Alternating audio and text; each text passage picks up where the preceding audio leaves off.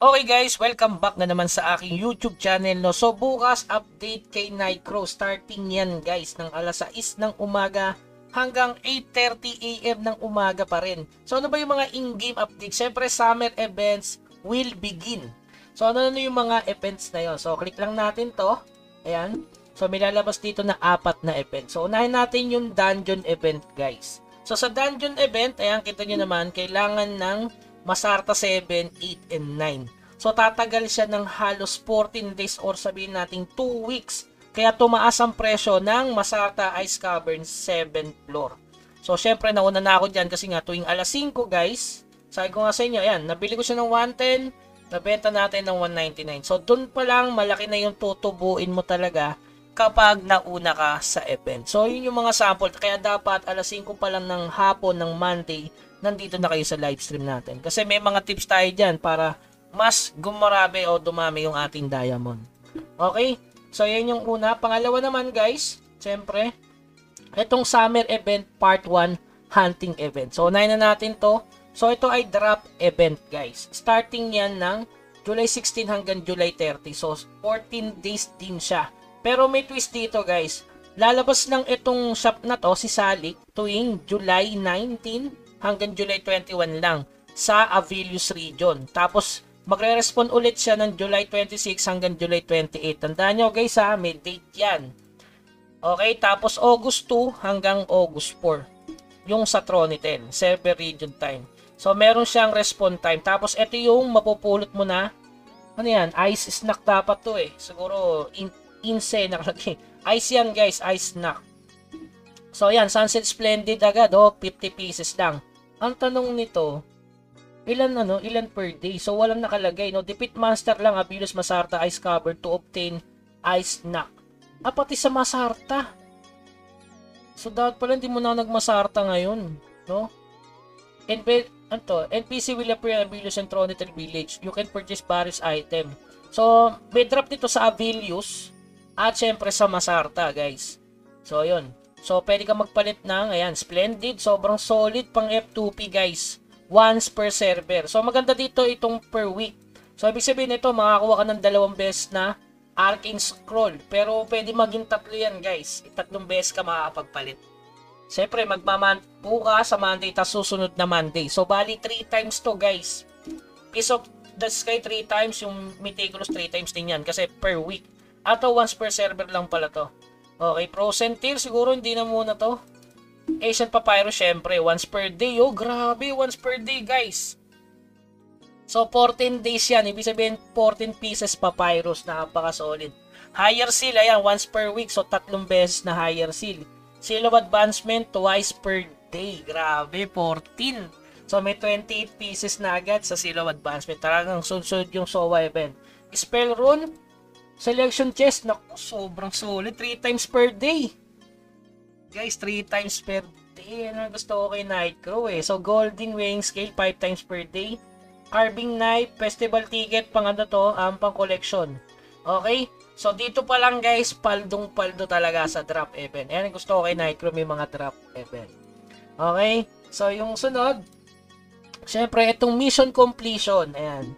So, dito guys, kailangan mo lang pumatay. So, Battlefront at syempre sa New Trias. So, madali lang to. Ito na yung libre, guys, na big circlet na inaabangan nyo. Tag 1 piraso. Goods na goods yan. As F2P talagang bibigyan ka ng libreng ganito yun, guys. Ito. Libre yan, guys, ha. Oh. Wala kayong ibabayaran. Libre lang yan. Papatay ka nga lang ng 10k. Napakadali lang nito kasi AFK ka lang sa low level. Tapos managad yan. Tapos may 10 more yun pa, guys. Okay, so mission completion. Napaka solid sa mga F2P. Tapos ito lang, syempre, meron din sa mga spender. Etong third advance support na to, guys, siguro ang laman nito is yung pang third advance. Support nga, nakalagay eh. So, baka may iti-trade dito yan sa event Matic. Dito yan, guys, ilalagay. Tapos, parang ganito, na ikakrap mo siya, tapos yung may box siguro yun, na may allotment regarding sa pwedeng SOA o kaya higher seal. Kung ano yung mga katulong para mag third advance ka. Okay, pwedeng gold coins din. Tapos kaya nagmahal yung old aircraft sa server nyo, gawa nito. So 10 times na artisan. So magkakaroon ng Piece of the Sky. Mahalaga kasi yung Piece of the Sky, lalo na sa mga alam niyo, sa mga kuya. So, itong 10 piraso na yan, 20k dias yung matitipid nila kung magka-crop sila. So, dalawa yung benefits nito. Naka-artisan ka na, nakapag ka pa, piece of the sky. So, medyo malilesen yung gas nila. Syempre, seal of advancement na naman, guys. Sigurado, second advance na lahat talaga dito. So, meron doon na 28 pieces. Meron pa dito na, ilan to? 6, siyam. O, di ba? Bali 37, no? 37 pieces. Tapos, higher seal na naman, guys. Sobrang dami ng higher seal. So, sobrang solid nung event, guys. So, may possible na malapit na tayo sa third advance. Weh. So, check-in event, ganun din, solid. Siyempre, meron na naman ditong seal of advancement, guys. Di ba? Sobrang dami na ng SOVA event kahit hindi na kailangan masyado, no? Makakapag kayo ng mga alt nyo. Tapos, Newcomers Codex bound. Ayan. Hindi ko alam kung libre to eh. Saan na gift? For 7 days. Siguro libre yan. Pati itong Ice Festival participation. So, 7 days check-in din, guys. Eh, napaka-solid. Okay? Puro libre, guys. Walang pang ano. Ang pangkuya lang dito, syempre, yung costume, yung sa patch note nila. Etong summer team outfits and weapon style added. Yung sa weapon style, siguro may bago na namang dagdag para sa mga nagpupul, no? Tapos, syempre, 27 new guild emblem art. So, ano yun? Syempre, sa emblem natin sa guild. So, pwede natin palitan itong tumatakbo. Okay, manage guild. Tapos, click mo lang. So, may matadagdag na 27. So, maangas kaya yun. Sana pwede tayong mag-customize nito parang sa Ragnarok, no? Tayong gagawa mismo ng emblem. Okay? So, yung summer team outfit, ano yung tsura nun? Ito lang naman yun, guys. Ayan yung outfit. Okay, tapos meron pa silang sa Discord, no? Yung event na naman sa Discord na 7,000 yung kailangang sumali. Sumali kayo, guys. Okay, may seal of advancement ulit yan na 5, time recharger isa. Tapos itong na naman, Somo na libre na isa. So ayan, guys. The name of 2 maps, tapos magtag kayo at least isang friend, guys. Doon, kahit itag nyo ako, guys, pwede tag 1 at least 1 friend. Sumali kayo 7, guys, Sobrang solid yan. Ayan, kita nyo naman. May reward. So, ito yan. Magpipicture ka lang dun sa lugar.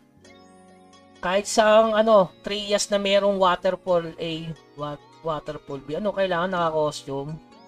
Paano pang walang pang-costume, mga boss? Okay.